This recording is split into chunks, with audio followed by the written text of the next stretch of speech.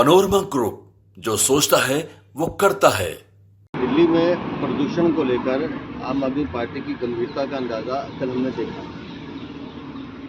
उनके मंत्री जहां पटाखों पर बैन लगाने की बात करते हैं और दिवाली पर विशेष रूप से देश को बंद कर दिया जाना चाहिए कि प्रदूषण होता है और हमें लोगों की चिंता है, और लोगों की चिंता का मखौल कैसे उड़ाया जाता है वो कल आम आदमी पार्टी के नेताओं ने दिखाया है। और मुझे लगता है कि दिल्ली के स्वास्थ्य को लेकर, दिल्ली के प्रदूषण को लेकर उनका कोई विजन है नहीं। इसका सीधा उदाहरण हमने कल देखा। गोपाल राय ने 4 दिन पहले ही कहा था कि जनवरी 2025 तक पटाखों पर बैन लगाई थी। प्रदूषण हर साल दिल्ली में देखने को मिलता है, लेकिन उसके बावजूद उनके पार्टी के खुद के कार्यकर्ता पटाखे जला रहे हैं। मैं कह तो रहा हूँ ना जी, आम आदमी पार्टी के नेताओं की कथनी और करनी में फर्क होता है। भ्रष्टाचार से युक्त ये पार्टी जिस बात को कहती है उसको करती नहीं है। और गोपाल राय की गंभीरता का तो कल हमने देख लिया कि खुद उनके बड़े नेता वहाँ खड़े होकर उन लोगों को उत्साहित कर रहे थे जो पटाखे चला रहे थे। तो मुझे लगता है कि सिर्फ हिंदू धर्म पर या विशेष रूप से दिवाली पर पटाखे बंद करने की घोषणा करना एक राजनीतिक प्रपंच है जिसमें इनकी गंभीरता दिखाई नहीं देती। क्या आपको लगता है कि आप पार्टी हिंदू विरोधी पार्टी है? मैं पहले दिन से कह रहा हूँ कि आम आदमी पार्टी सनातन विरोधी पार्टी है। तो संजय सिंह से जब पूछा गया तो वो इस पूरे मामले पे जिस तरीके का गोलमोल जवाब देते थे कि संजय सिंह की राजनीतिक समझ पर हमें पहले से ही संदेह है। उन्होंने एक बड़ा बेतुका बयान दिया कि अरविंद केजरीवाल के पास कोई विभाग नहीं है, इसलिए उन पर कोई आरोप नहीं लगा सकता। मैं संजय सिंह से 2 बातें पूछना चाहता हूँ।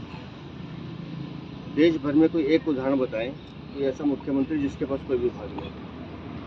अगर अरविंद केजरीवाल के पास कोई विभाग नहीं है तो उसके पीछे की मंशा है कि दिल्ली सरकार के हर विभाग में जो भी भ्रष्टाचार हो उसका ठीकरा मैं किसी मंत्री पर फोड़ सकूँ, लेकिन मुख्यमंत्री को ये जिम्मेदारी लेनी होगी। मैं अरविंद केजरीवाल से पूछना चाहता हूँ, दिल्ली में 40-42 मौतें हुई पिछले जल बनाव में, क्या मुख्यमंत्री की जिम्मेदारी नहीं है? दिल्ली के सरकारी अस्पतालों में नकली दवाइयाँ बेची गई, पकड़े गए हैं, क्या मुख्यमंत्री की जिम्मेदारी नहीं है? दिल्ली की शिक्षा क्रांति की बात करते हैं, 1 लाख बच्चे 9th क्लास में फेल हो जाते हैं। दिल्ली की मुख्यमंत्री अरविंद केजरीवाल की इसलिए जिम्मेदारी नहीं है कि मैं किसी विभाग का मेरे पास जिम्मा नहीं है।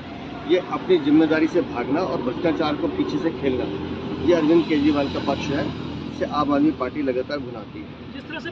जिस तरह से संजय सिंह ने विदेश नीति को लेकर बयान दिया है, मुझे संजय सिंह का इतिहास नहीं पता, लेकिन सोशल मीडिया पे और इधर उधर से जो हम सुनते हैं कि टिकट दिलाई किया, ये सब क्या है, सच है झूठा मैं नहीं जानता। लेकिन देश भर में हमारे अगर विदेश नीति को लेकर इस तरह की टिप्पणी की जाएगी तो आप समझ सकते हैं कि इस व्यक्ति की और इनकी पार्टी की गंभीरता कितनी है। आप देश के अलगाववादी लोगों को मौका देते हैं कि आप देश की सुरक्षा नीति पर कुछ भी चर्चा करें। मुझे लगता है संजय सिंह को इस तरह के बयानों पर गंभीरता दिखानी चाहिए। सर, आशा किरण में जिस तरीके से मौतें हुई थी, 14 मौतें हुई थी और अब एक रिपोर्ट सबमिट की गई है जिसमें ये पॉइंट्स निकल के सामने आए हैं कि वहाँ पर साफ़ सफाई का ना होना, स्वास्थ्य सुविधाओं का अभाव और जितनी उसकी कैपेसिटी थी उससे कहीं ज़्यादा लोगों का वहाँ पर रहना, इस वजह से मौत हुई है। मैं फिर पूछना चाहता हूँ कि अरविंद केजरीवाल अपनी जिम्मेदारी से मुझ भागेंगे क्या कि मैं तो बिना विभाग का मुख्यमंत्री, उसमें मेरी जिम्मेदारी नहीं है? आशा किरण में 14 जो मृत्यु हुई है उसकी सीधी जिम्मेदारी अरविंद केजरीवाल और दिल्ली सरकार की। रिपोर्ट में बताया जा रहा है कि डॉक्टर्स की कमी है, जिस तरह के पेशेंट वहाँ होते हैं उस तरह के स्पेशलिस्ट डॉक्टर में होने चाहिए, वो नहीं है। रख रखाव नहीं है, साफ सफाई नहीं है, उपकरण पूरे नहीं है, सुविधाएँ पूरी नहीं है। तो आशा किरण में हाँ हमें जीवन की किरण देनी चाहिए। अगर वहाँ मौत का कारण बन रहा है तो उसकी जिम्मेदार दिल्ली सरकार और उनकी प्रशासन की लापरवाही। सर, इसके अलावा संजय सिंह ने ये बात भी कही थी और कल अतिशी ने भी ये बात कही थी अरविंद केजरीवाल की जमानत पर रिहाई होने के बाद, ये नैतिक जिम्मेदारी लेते हुए गृह मंत्री अमित शाह को इस्तीफा देना चाहिए। हमने कल कहा कि जमानत शहाबुद्दीन को भी मिली, अतीक अहमद को भी मिली, लालू यादव को भी मिली, लेकिन जब क्रिमिनल प्रोसीडिंग शुरू होती है, जाँच शुरू होती है, उसके बाद जब सज़ा मिलती है तो सज़ा मिलेगी। अरविंद केजरीवाल भी शराब घोटाले में दोषी हैं। अरविंद केजरीवाल की गिरफ्तारी लीगल है, ये माननीय कोर्ट ने कल कहा। तो संजय सिंह इस बात को सुनिश्चित रखे कि वो मनीष सिसोदिया, अरविंद केजरीवाल या जितने भी जमानती क्लब के सदस्य हैं, ये सब शराब घोटाले में दोषी हैं।